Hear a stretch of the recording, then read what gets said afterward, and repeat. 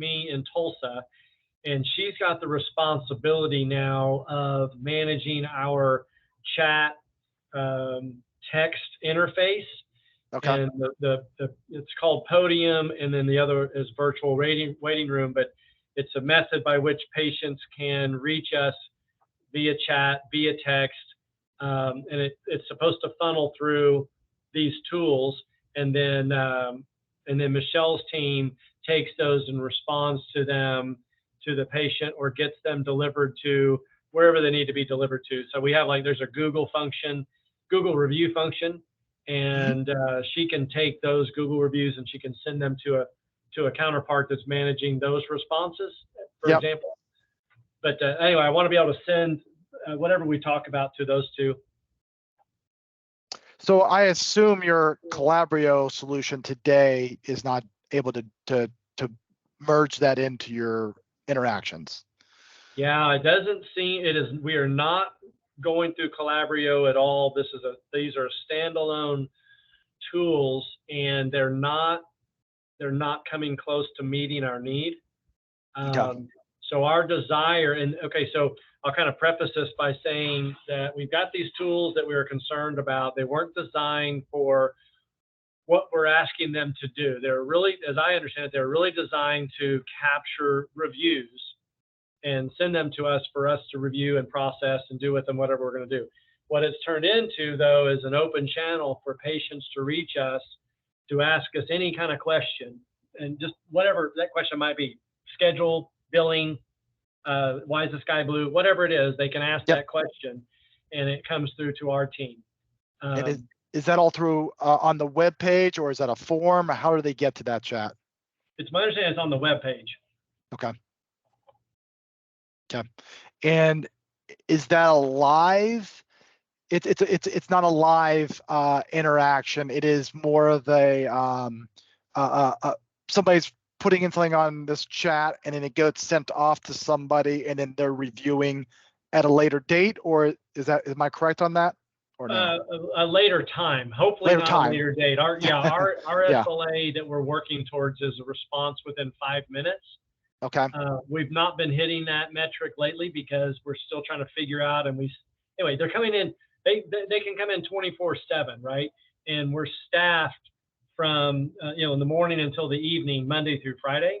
Yep. So requests can come in on the weekends. But so what we do is we have an auto response indicating we've received your message and someone will be in touch with you shortly. What we'd like to move towards is having a message like that, but with some more particulars around if the message was received after hours, you'll be reached the following business day by 9 a.m. Right? That'd be one thing we want to say, and we can do that. It's a manual process to update that. And then, indeed, we want the team to be able to respond to these requests during the day in 5 minutes.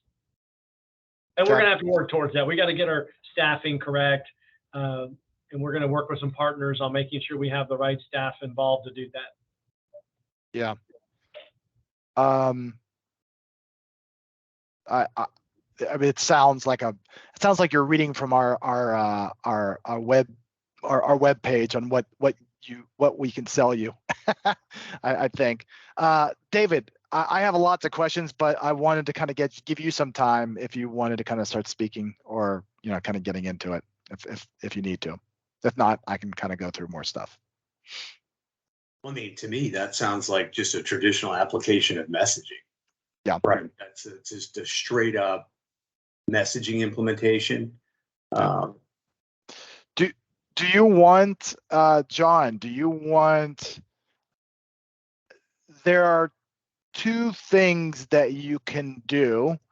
There are live agent interaction, but then there's also bot automation solutions that kind of give, I don't want to say general answers, but give some good answers right away, and then kind of change that to a live agent while they're waiting, if they need to be waiting, if it's not answered within that certain amount of time, and then that agent still has that whole information and journey and everything like that, so it's not lost while it's getting to that live agent type of thing.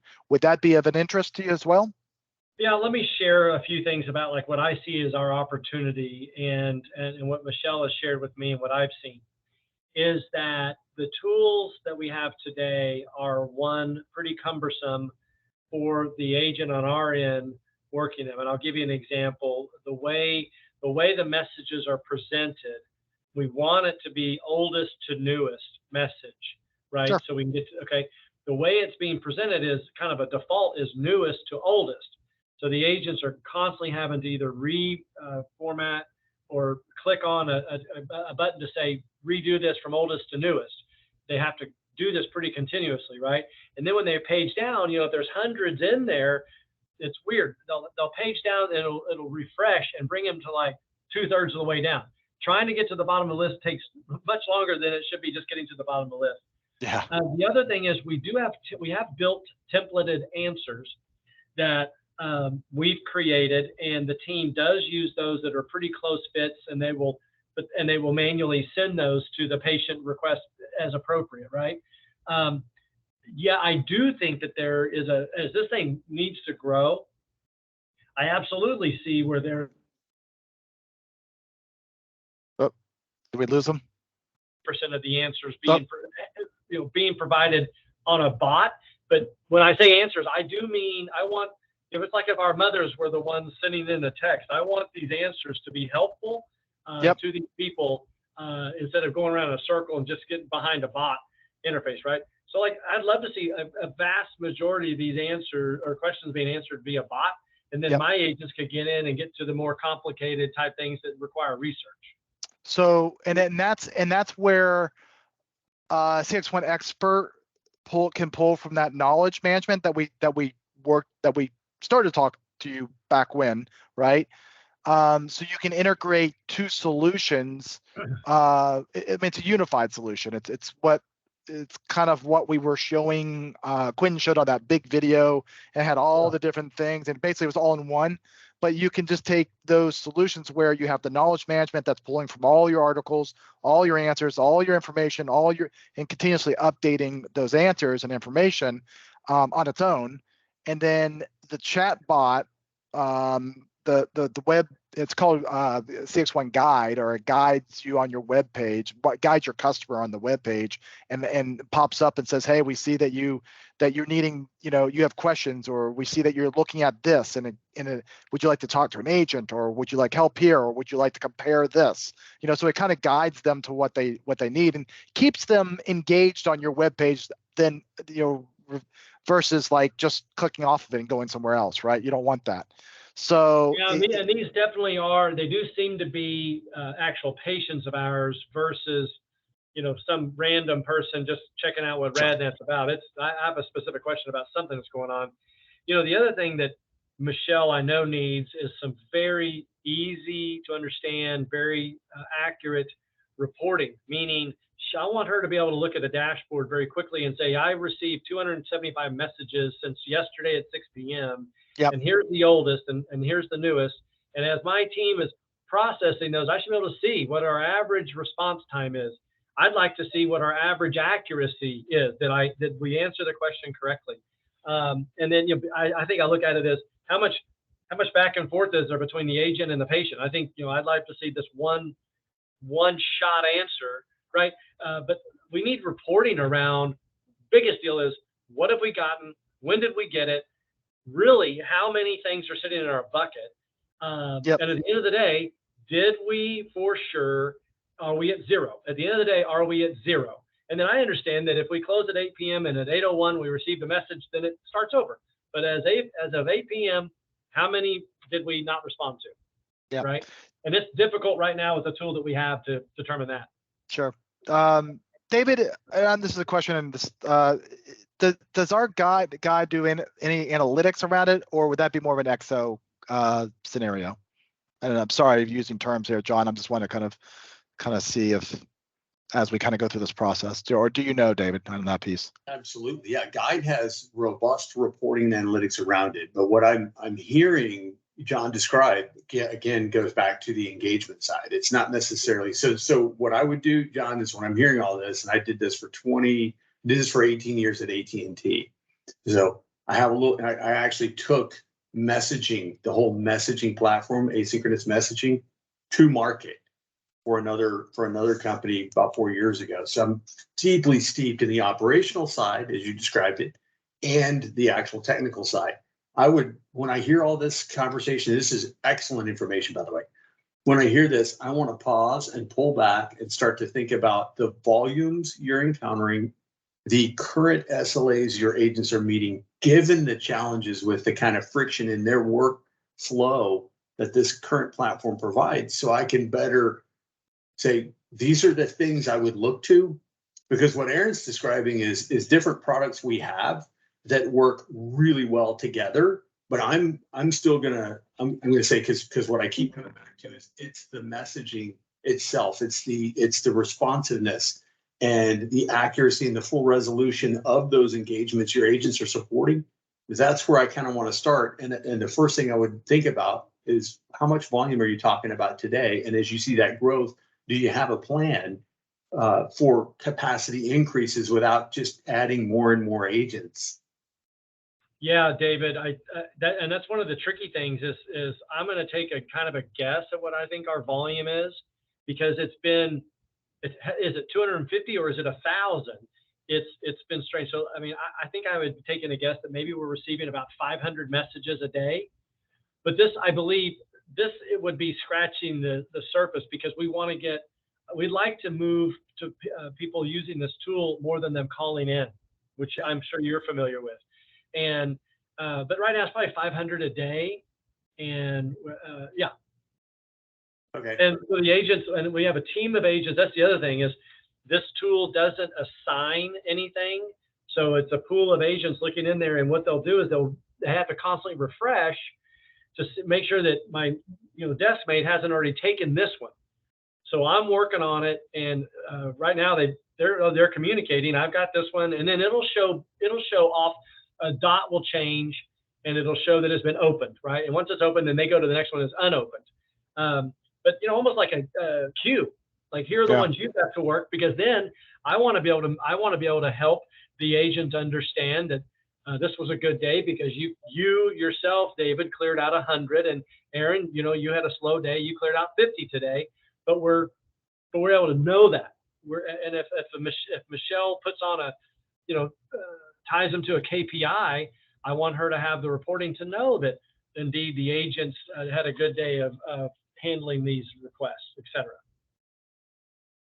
Okay, and so you mentioned calls, right? You're looking to drive a digital adoption strategy whereby they leverage the messaging. And by the way, when I think through all of this, I think, well, gee, what we really need to do is improve the self-service first, so they don't engage via the messaging and don't call, right? So we're constantly learning based on the data and the conversational nature of what's occurring, meaning, why are they engaging?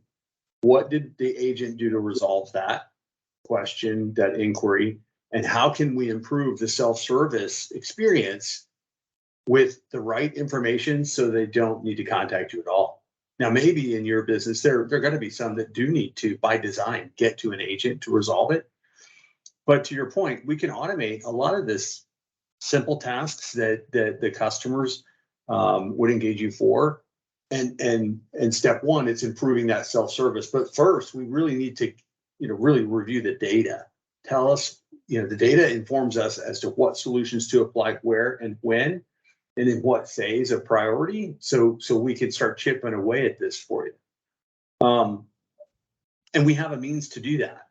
We've spent years analyzing conversational data, have billions of conversations that we've analyzed, so we understand how to automate. But I would step back first and say, look at all the data, look at how you're deployed, understand what the potential is, and frankly, Aaron, I think it's a really good fit. Let me go back to the calls. How many calls are you taking a day on average, maybe? Roughly? About 20,000 calls a day. Okay. Heavier on Monday, Tuesday, but yeah, about average 20 or so thousand calls. And do you know where those calls are originating? I mean, like, were they coming from the website? Oh, no, no, these are patients calling to schedule a medical image. So along the West Coast, Southern California, Arizona is where 100% of our calls are coming from, because our imaging centers are in Arizona and Southern California. And the reason they're calling, how are they, why are they calling other than to schedule? Are they getting collateral? Are they going to a visit and they need to schedule with you? Or are they going to your website and saying, I need to schedule this, and the functionality on the website's not actually supporting the function they need? Yeah, that's a good clarification, David. Yeah, so most of the reason they're calling is 100% of the reason they're calling is around a medical image that they need to schedule, or it's been scheduled, or they have a question about what's going on. Okay, and so yeah, I need to have my shoulder looked at, and the doctor has prescribed me an MRI on my left shoulder.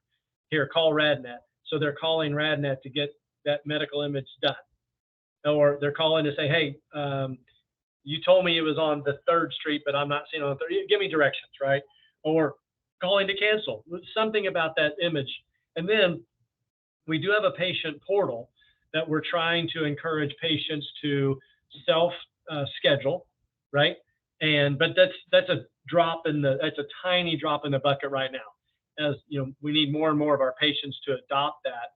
But the overwhelming majority of our contact is coming through a phone call. Gotcha.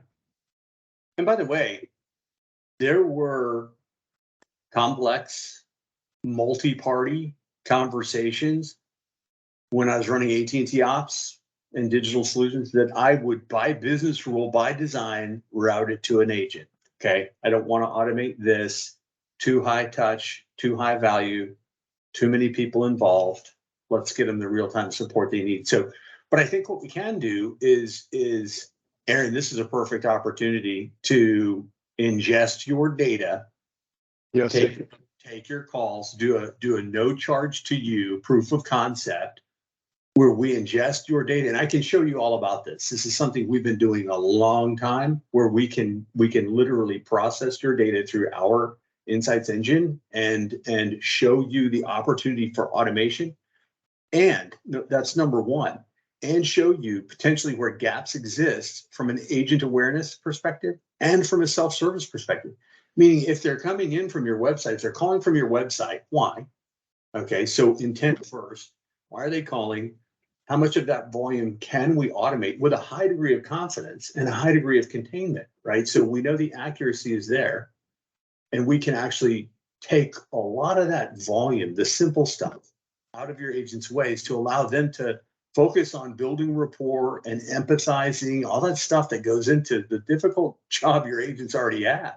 Much less the stuff about that bad messaging. That's just friction they don't need to deal with. I mean, they got a tough enough job anyway. So I would say, Aaron, this is a perfect candidate for an exo analysis. Yep. Again, it costs you nothing. We ingest. And John, and let me back up from what David is saying as well. So we do things a little bit different on the self-service side, or helping customers with self-service.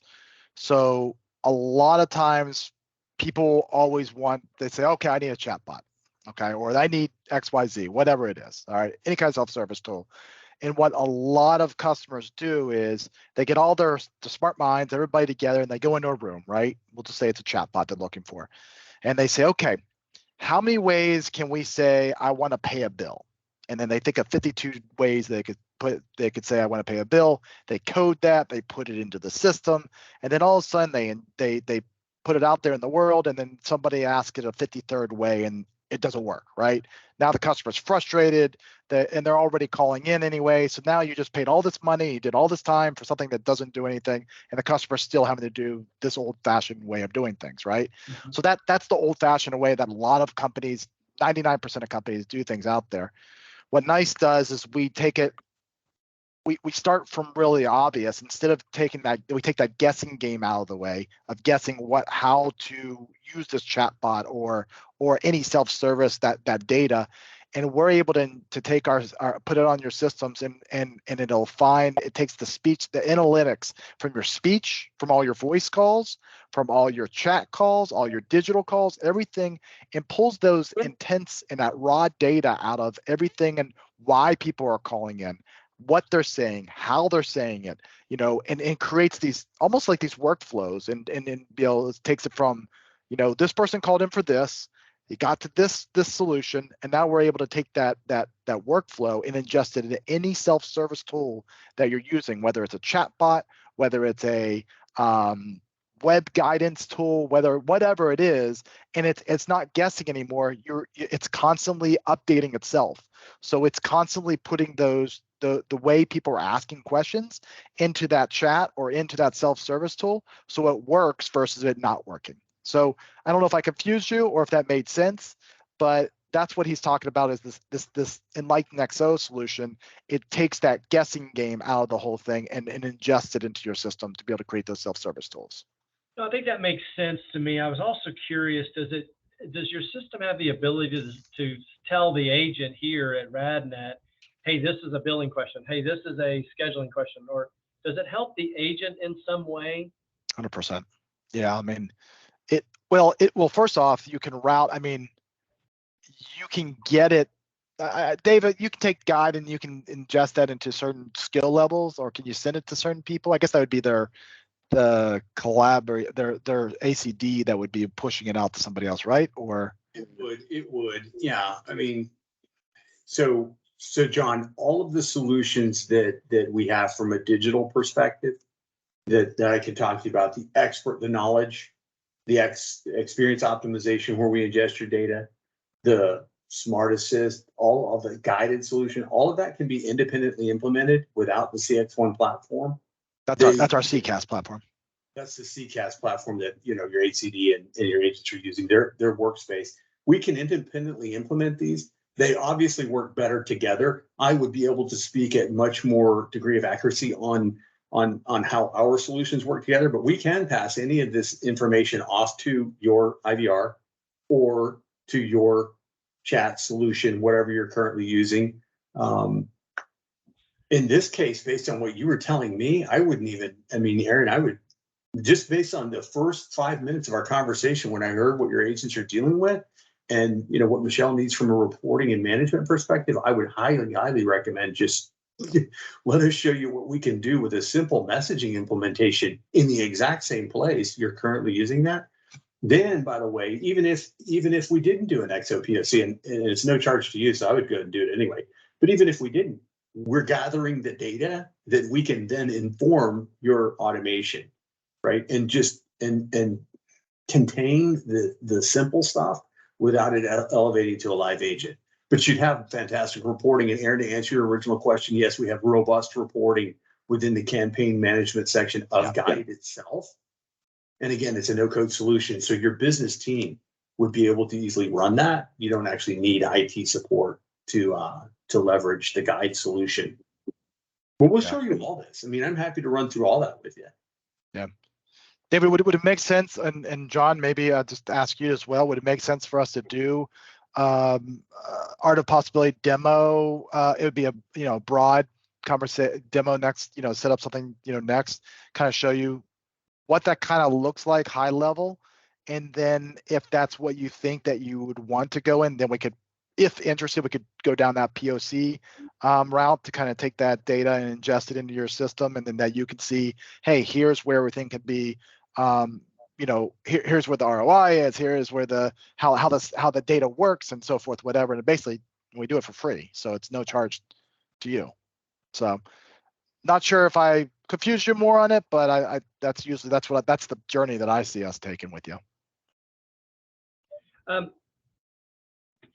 Yeah, well, there's a couple things, and guys, thank you very much. This is helpful. Are you familiar with the tool called Podium? I am. Okay, and just be real honest. I didn't buy it, but be real honest. You guys are in the industry. You're familiar with Podium, and then obviously you love your product. But just tell me up front: is Podium the tool that we should have, but we just don't understand it well enough, or no way, no how. Is this tool supposed to be doing what we're asking it to do? So I'll be the first to say, I don't have the back end access that you do. I have an outside in perspective, but hearing what you said is troubling. Okay. Just from a management oversight, reporting awareness, agent experience, efficiency, it's all a bit of a problem. I mean, I was the one responsible for choosing these tools at AT&T for 80,000 agents. And I would be embarrassed if I put that in front of one of my lines of business and I had 18 different officers with multiple lines of business each. I was responsible for testing and vetting out and ensuring that all of those aspects you mentioned were bulletproof. And John, we're not saying it's bad. I don't know. Yeah. I don't, because I haven't. Well, no, I was asking. I will tell you guys that, like, over the end of last week, I was talking to a couple of friends of mine who also lead contact centers, and one actually random 2 weeks ago, mutual friend, and she's in the HR space and she's a consultant, and so she uses, because she's a consultant, she's using lots of companies' tools to communicate HR stuff, call routing, etc. Yep. And I don't even know her last name. She just was sitting over here as a friend of mine, and she told me what she was doing. And I just said, I'm curious, what do you think about? And I just mentioned, and she's like, she said some things. She said, I've worked with them all. And she said, it's a pain. It's a very archaic system. And then I said, well, tell me about NICE or Genesis. As Aaron, I've met with Genesis as well. Yep. And she said, NICE is the Cadillac. Yep. And it's nice of her to say that. She said, it's a Cadillac at a Cadillac price. You need to know that, but it's super capable. Yep. But she said, because of that, some of her clients, she doesn't steer them anyway, but they say, can you find somebody else? But anyway, she spoke very highly of your product, and she's got a lot of experience. And so, yes, I do think we should meet again, and we should allow you guys to do a demo. I know that, I get it, guys. The demo is going to look fantastic. I know that Michelle is looking for a tool that really log in, see a dashboard. How are my people doing? And then her agents should be able to log in. Hey, Daryl is her name, one of the ladies. Here's what you're going to do today, and help Daryl along the way with, here's 2 answers that probably best fit this question. Look at it. Is it the right? I'm just envisioning this. Go for it. Instead of spending this much time, 3 minutes to research which template, or 2 minutes, which template. Now they have to get it, guys. They've got to do some research. They've got to get into our scheduling system and make sure that this patient was scheduled correctly and answer their specific questions. But there's a lot of questions that come through about, just imagine it, what it comes through. And I would love to see a templated smart answer system where they could look at, well, one, maybe they don't even see it, right? These are answered automatically, and it goes to Michelle's bucket. You got 1,000 questions, 900 of them were answered appropriately, 100 of them are sent in your agent's buckets, and those 100 agents or those 100 questions are being asked or answered manually. And here's the success rate of those. That's what I'd love to see. Yeah. And then the agent that I have out here loves the tool, presents the work to them. They know what to do. They pick and choose a good template that's appropriate. They provide really great customer service or patient service, right? And they like their job, and it's manageable. And then for the patient, bang! I've got a quick answer to my question that resolves my inquiry. That's great. In my mind, that's great patient service. I think we all deal with the bad examples where I don't want to be in a bot circle where it just repeats itself over and over and over again. I want an answer to my question. Yeah. I don't want to spend 10 minutes with a bot. I'll spend 10 minutes with a human to figure it out, but I don't want to go in a bot circle, right? Yep. Yeah, it's all about resolution. Yeah. Yeah, I mean, and then that's definitely, we'll definitely give you, our basic demo to start off with, and then from there we can kind of figure out, gauge what if we hit the mark, if we didn't hit the mark. Obviously, there's other things we could do with our CCAS solution as a whole with it integrated into it, but I know you guys aren't at that point yet. Maybe down the road we could look at that, but those are things we're excited, and we definitely do this all day long with our customers. So. Well, Yep. why don't we find some time next week? Michelle should be feeling better then. I cannot speak to she or Adrian's schedule, but Yep. I can speak to mine. And next week is crazy. How about Friday the 23rd? We have a job fair in Tulsa next week, so we're going to be all hands on deck the 20th and 21st, and then Thursday's a busy day, but Friday looks pretty good. David, who else? I mean, I obviously I have Hope on the call as well, but is there somebody on your team that you need to be ingesting for any kind of demo discussion or anything like that? Or is it? I mean, I'm not gonna lean in on an automation demo right now. I wouldn't. Yep. I mean, Yep. again, you're already with the Cadillac. You don't need the Ferrari 2 yet. Right. Okay. We'll talk about that because our automated solutions are fantastic. Yep. Okay. All right. So, do we want to do? Let me see. I'm looking at David. Let me bring up David's. Get Hope on there. So, yeah. For me, the afternoon is most open after 1 p.m. Central Time, guys. It looks like everybody's booked till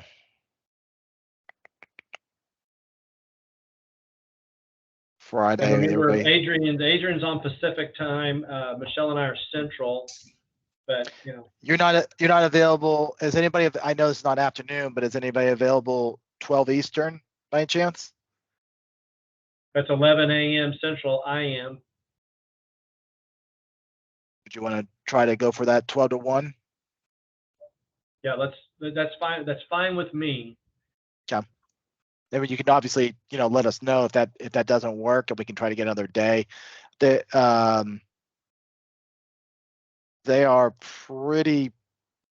Both you, David, and Hope are the two people that went on that call are pretty busy for the rest of the day. So, let's go ahead and schedule. I'll send something over to you for 12 to 1 on Friday the 23rd, and we can kind of go over that and then see where that takes us.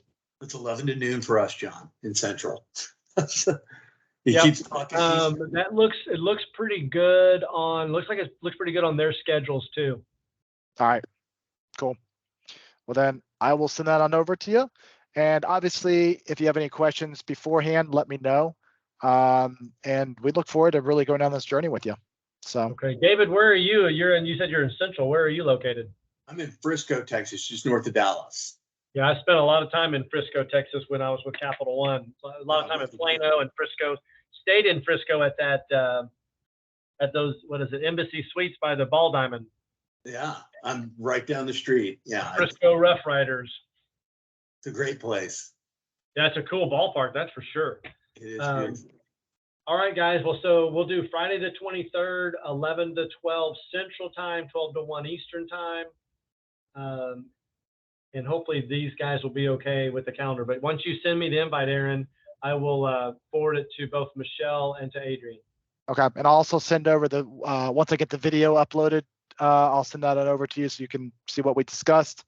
Okay. And real quick, I forget, are any of your interactions on weekends as well, or are they just during the week? Yeah, we've just moved our hours of operation off of the weekend to do Monday through Friday. Okay. Great question. We do receive inquiries over the weekend. So that's one of the things that would be great if the tool, again, could handle 90% of the responses, and then those 10%, the few stragglers, they would have a clear communication of expectations that they will be answered on Monday. Yep. Perfect. Okay. That was my last question. All right, sir. Well, if you have any other questions in the meantime, obviously reach out to me, text me like we normally do. I love our communication. So otherwise, I look forward to chatting with you on the 23rd then. Okay. Okay, gents. I appreciate your time. Thanks for the help today. Thanks, John. Thanks, Sean. Bye, guys.